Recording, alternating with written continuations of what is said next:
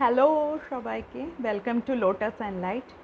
আমি যখন প্রথম এই বুক সিরিজটা শুরু করি বা রেকমেন্ডেশন সিরিজটা শুরু করি, তখন আমি বলেছিলাম আমার এই সিরিজে কিন্তু সব ধরনের সব ফ্লেভারের বই থাকবে, যেমন হাসির, ভূতের, প্রেমের এবং ডিটেকটিভ।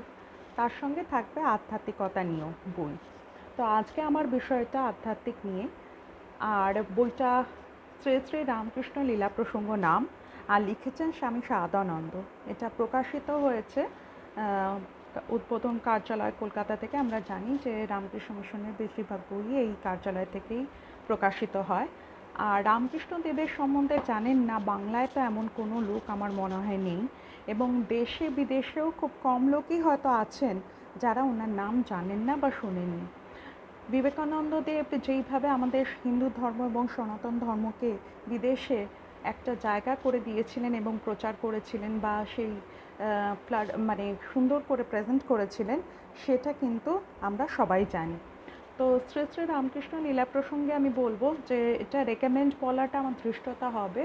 আমি বলবো, রিকোয়েস্ট করব যে এটা অবশ্যই পড়ে দেখতে পারেন। ওনার সম্বন্ধে যদি আরও বিস্তারিত জানতে চান, যে উনি ওনার জন্ম কিভাবে হয়েছিল, ওনার মা চন্দ্রা দেবী এবং বাবা ক্ষুদিরাম, যে কামারপুকুরে ওনাদের চলে আসতে হয়েছিল নিজের গ্রাম ছেড়ে, এবং কিভাবে ওখানে ওনার দৈবিক ইঙ্গিত পান ওনারা, এবং কিভাবে ওনার রামকৃষ্ণ দেবের জন্ম হয়। ওনার ছোটোবেলাকার নাম আমরা সবাই জানি গদাধর ছিল।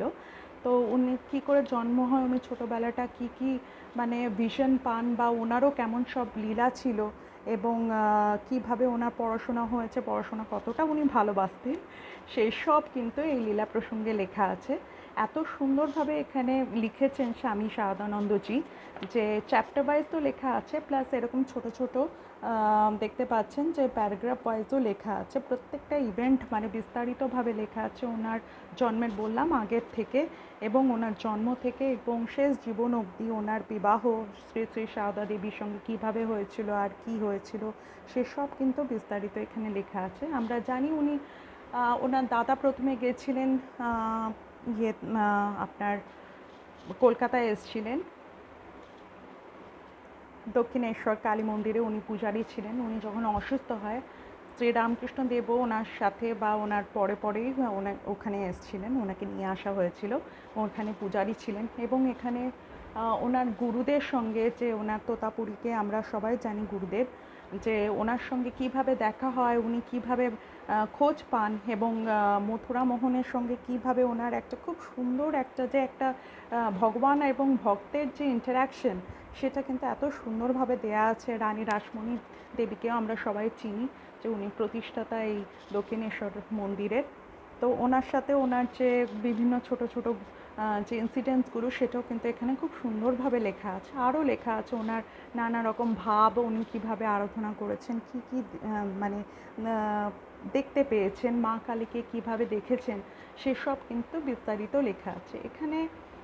এটা আমি বলেছি দুটি খণ্ডে অ্যাভেলেবেল। প্রথম খণ্ডটা আমার বিশেষভাবে ভালো লেগেছে। দ্বিতীয় খণ্ডতে কিন্তু এখানে স্বামী সারদানন্দজি মানে বেশিরভাগই নিজের এক্সপিরিয়েন্সের কথা লিখেছেন, ওনার যা ভিউজ বা উনি কী ভাবেন সেই হিসাবে গুরুভাবটা রয়েছে এখানে। আর এখানে আমার একটা পার্সোনাল একটা বলার জায়গা আছে। পেজ নাম্বার 190-তে এত সুন্দর, আমরা হৃদয়কে যারা যারা রামকৃষ্ণ দেবের নাম শুনেছে, হৃদয়ের নাম শুনেছেন, যে উনি ওনাকে দেখরেখ করতেন। তো গ্রামের থেকে চলে এসেছিলেন মামার দেখরেখ করার জন্য। তো হৃদয় কিন্তু খুবই ব্যঙ্গ করতেন এবং মাঝে মাঝে কটাক্ষ করতেন। কিন্তু একদিন এমন একটা ইনসিডেন্টস হয়, যে রামকৃষ্ণ দেব যখন পঞ্চবটিতে একদিন রাত্রিবেলা বা সন্ধেবেলা যান, যে আরও মানে ধ্যান করতে, তার পিছন পিছন কিন্তু হৃদয়ও যায় ওনার দেখরেখ করতেন।